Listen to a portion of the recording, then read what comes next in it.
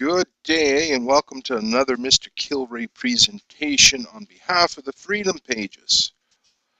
Oh, those violent Americans, them and their guns.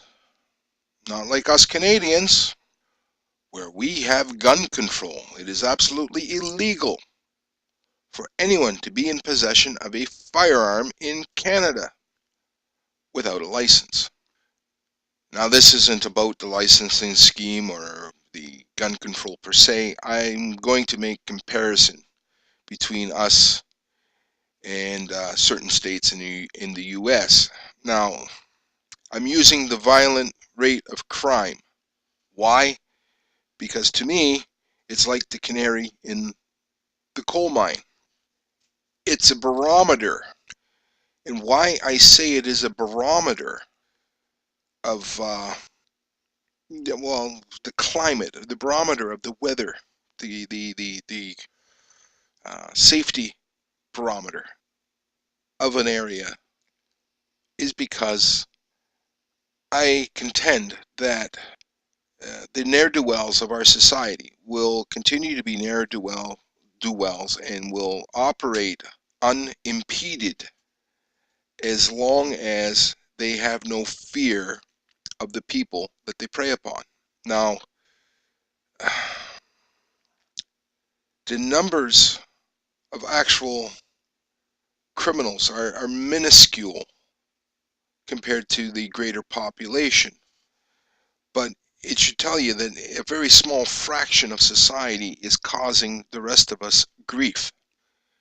And here in Canada, the rate of violent crime bears out this hypothesis. As a matter of fact, England, which has even stricter gun control laws than Canada, is the most violent country in the entire European Union. Nearly 2,000 violent crimes per population of 100,000. Now, we in Canada love to believe that we're better than the Americans, where we're just head and shoulders above them in many social issues. Now, this video should serve as a bit of a lantern in the darkness, as it were, because we do gaze at our belly buttons a lot up here in Canada. Now, one of the jurisdictions I'm going to compare us to is Kentucky. Another is New Hampshire. Both are jurisdictions where gun control is absolutely minimal. And I'm going to compare us also to New York State as well. Well, it's close to where I live. And as we know, New York City has at one time or another had the title of murder capital of the U.S. Now, the reason New York also strict gun control. In Kentucky and New Hampshire, there's no restriction on carrying personal sidearms. So literally, the bad guys don't know who's packing heat. Here in Canada, the bad guys have got the government's guarantee that we're left with all but tooth and nail to defend ourselves with. And if we do happen to defend ourselves, we're going to face criminal charges. Yes, we, the people that are the victims of the crime, will face the criminal charges. Now, just so that everybody knows and we're working off of the same page, I live in the region of Niagara, and I happen to have the regional statistics for my region as well as Ontario and Canada in front of me. The reporting period was between 2001 and 2009, and I put the figure into the video if you can pick up the numbers at all. You will see that My region and its largest city will be the main driving force behind that, suffered 939.25 violent crimes per 100,000 of population. My province, Ontario, has suffered 1,005.7 violent crimes per population of 100,000 people. Canada-wide, it's 1,313.83 violent crimes per population of 100,000.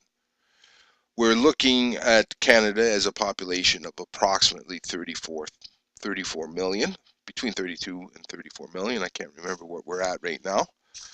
Ontario is between 12 and 13 million. Again, I'm didn't bother to look up the actual number, but it's, to me, rather neither here nor there. We're going by population of 100,000. Now, that might not seem a lot, so I'll break it down a little further. That would be, in St. Catharines, 9.3 violent crimes in a group of 1,000. In Ontario, that would be 10 violent crimes per 1,000 people. In all of Canada, that's 13 per population of 1,000. So if you can envision about a large banquet hall filled with 1,000 people, Canada-wide, 13 of them will be victims of a violent crime. 10 in Ontario and 9 just in the city of St. Catharines. So that's still a pretty significant number when you break that down into a smaller number. Now, still feeling smug? Canada is the most superior, most wonderful place on the face of the earth because we have gun control and because we are disarmed? Well, I'm going to start with Kentucky first. Kentucky has a population of approximately 4 million people. Their violent crime rate per 100,000 people is 223. In other words, 2.23 crimes, violent crimes per population of 1,000. So we got the big number, 223 for 100,000, and 2.23 for the smaller block of people. My gosh, that is a mere fraction of what it is in my region, and all of Canada for that matter. How is that possible? That's got to be completely impossible. I mean, after all, people in Kentucky are walking around with guns, machine guns, flamethrowers. Can't be possible. They have next to nothing in gun control. Let's take a look at another one. New Hampshire. Now, it's not as populated. It's about 1.3 million people. Oh my God. They are just crime-riddled there. They have 188 violent crimes per population of 100,000. How is that possible? Again, New Hampshire allows open carry. So in other words, you walk around with a sidearm strapped to your waist if you want. Oh my God. That's got to be impossible. Well, let's take a look at New York. New York has gun control. It is not a shall issue state. They don't issue, again, like Canada, they only issue permits if the issuing officer, like the CFO, regional CFO, fears for your life, is the same deal. If you are in fear for your life, you have to have good reason to have a permit in New York State. You're not going to believe what their crime rate is. Oh, geez, just like Canada, it's bloody minuscule. It's 407 violent crimes per population of 100,000. So in other words, 4.07 per population of 1,000. Now, please be clear that New York State's gun control is not as strict as Canada, but nonetheless, it is stricter than Kentucky and New Hampshire. If I wanted to be nasty, I could also pull up California's, but no, we'll just leave it at that.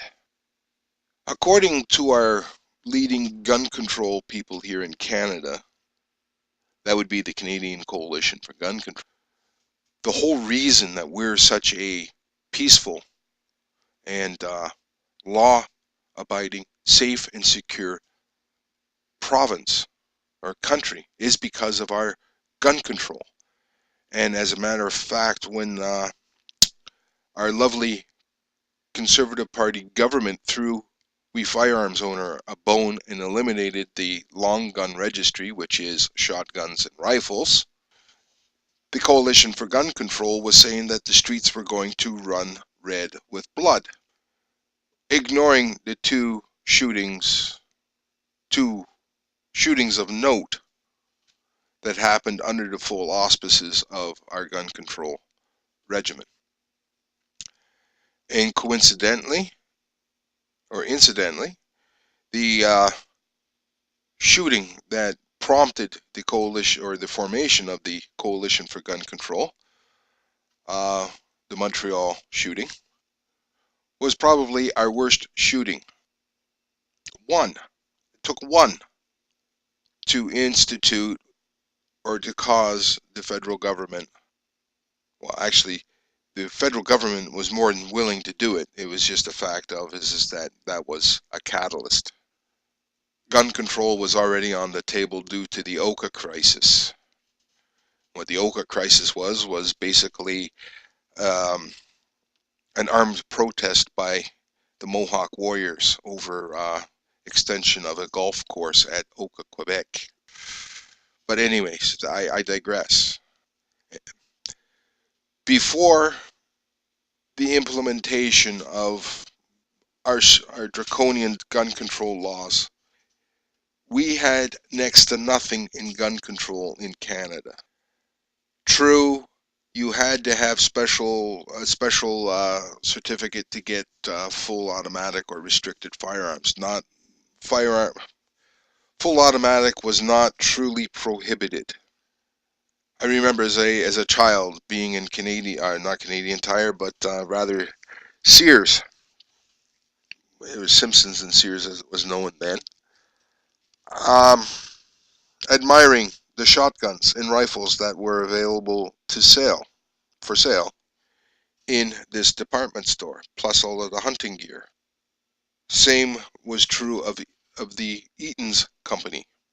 The fellow related an anecdote in one of our newspapers about when he was a child getting onto the Toronto Transit System streetcar with his .22 rifle with his friends heading for the sand pits to go do some shooting. A police officer on the streetcar kind of looked at the boys and said, "You guys aren't up to no good, are you?" And that was the end of that incident.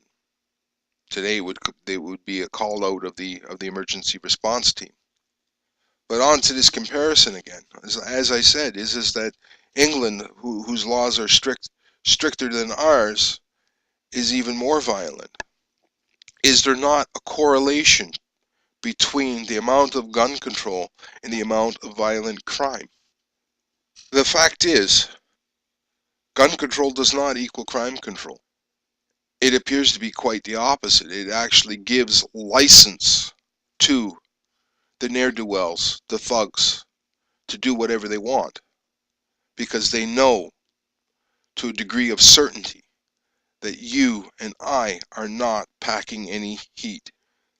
Kennesaw, Georgia has a town ordinance that says that every household shall have a gun. Lowest crime Lowest crime rate in the United States. Wonder why that is. Texas, not noted for its strict gun control, was the scene of a mass shooting at a restaurant known as Luby's. A large number of people had firearms, pistols in their cars, out of reach, because under Texas law, you're not allowed to bring them into a public space like that. After the Luby's shooting, that law was changed. Oddly enough, there hasn't been a Luby's since. It shouldn't come as any surprise that most spree shootings or mass shootings all happen in places where firearms are forbidden, prohibited. Again, because the shooter, the perpetrator, knows that he's not going to get shot at, and he will be in control of his situation. I've made this video more or less in response to my own video, because I did go on a rant, and I did make the contentious claim that if you believe in gun control, you are a special kind of stupid. And this video here is the here is why. I've tried many forms of reason, and yes, that video was a bit of throwing the fat on the fire and see if I could spark some outrage. Oh well. To wrap all of this up and tie it into a neat bundle is that the claim that the United States is like the Old West is actually very false. It's specious. The quote-unquote civilized countries of the world, Canada and England, with their strict gun control, happen to be the most violent places in the West. Everyone is free to draw their own conclusions from this. I know I have.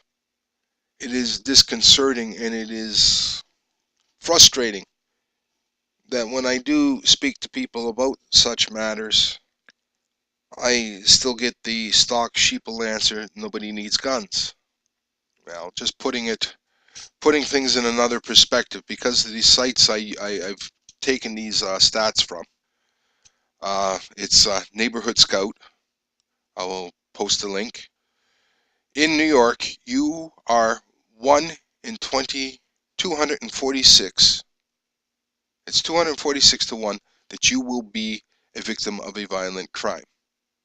In all of Kentucky, your odds all of a sudden almost double, and you are now, the odds are 449 to 1. In New Hampshire, your odds are even better.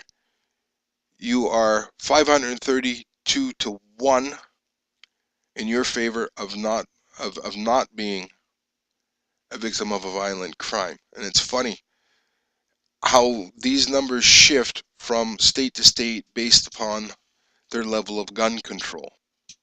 So I urge my fellow Canadians to kind of, to coin a phrase, check your smugness. We don't have a heck of a lot to be smug about. Quite the opposite. We ought to be ashamed of ourselves. We've taken away firearms from peaceful, law-abiding citizens, have denied the ordinary citizen the ability to defend themselves, and we reap the rewards of that. So with that, I leave my favorite Boston legal clip with fellow Canadian William Shatner demonstrating the folly of gun control. Actually, he's actually demonstrating the utility of an armed citizen. And with that, Mr. Kilroy, on behalf of the Freedom Pages, wishing everybody a wonderful day.